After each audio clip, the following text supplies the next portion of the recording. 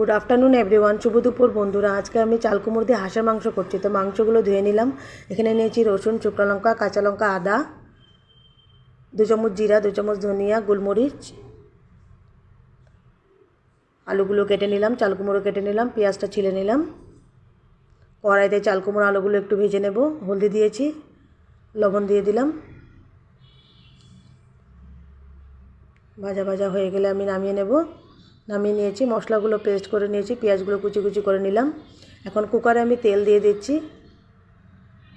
তেলটা গরম হয়ে গেছে আমার। তেজপাতাগুলো ছেড়ে দেব। ছেড়ে দেওয়ার কুচি কুচি করা পেঁয়াজগুলো ছেড়ে দেব।